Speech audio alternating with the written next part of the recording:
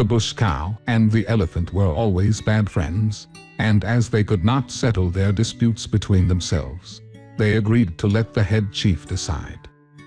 The cause of their unfriendliness was that the elephant was always boasting about his strength to all his friends, which made the bush cow ashamed of himself, as he was always a good fighter and feared no man or animal.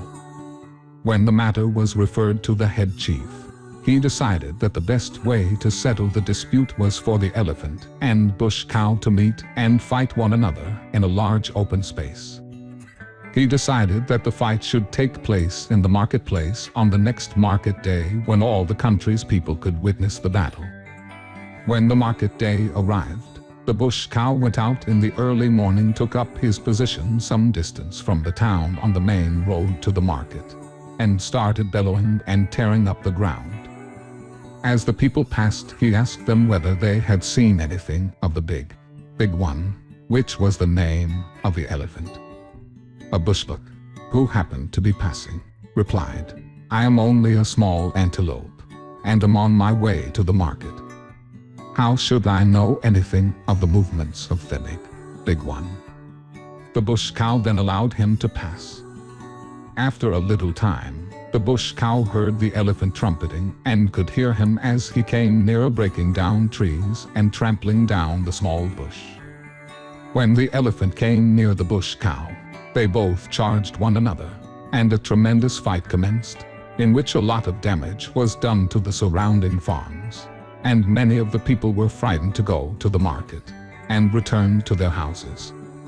At last the monkey, who had been watching the fight from a distance whilst he was jumping from branch to branch high up in the trees, thought he would report what he had seen to the head chief.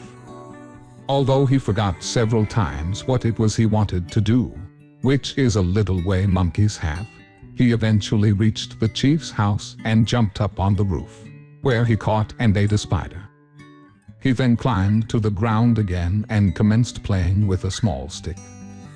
But he very soon got tired of this, and then, picking up a stone, he rubbed it backward and forwards on the ground in an aimless sort of way, whilst looking in the opposite direction.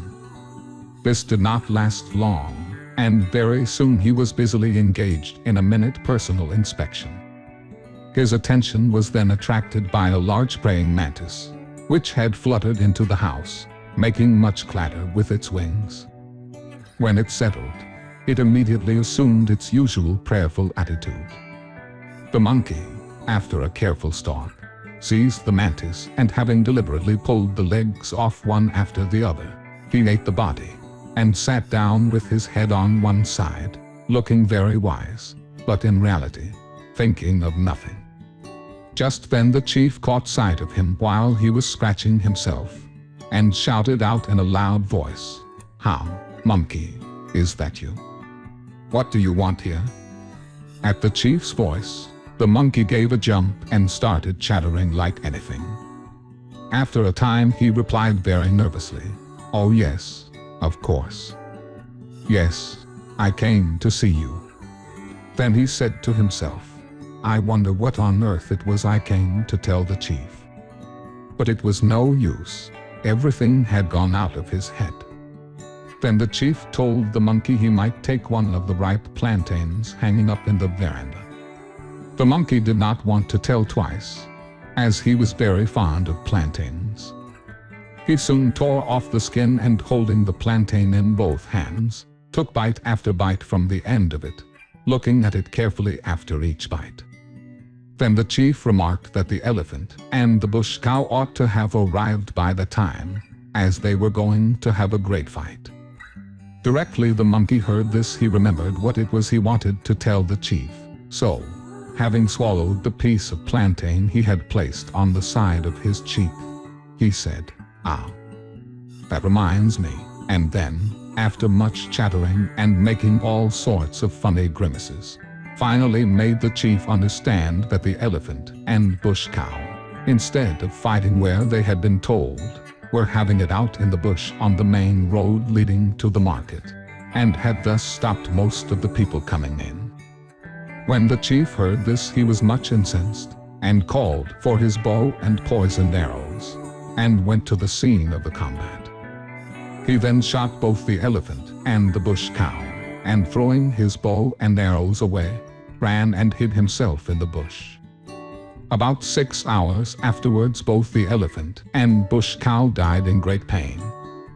Ever since, when wild animals want to fight between themselves, they always fight in the big bush and not on the public roads.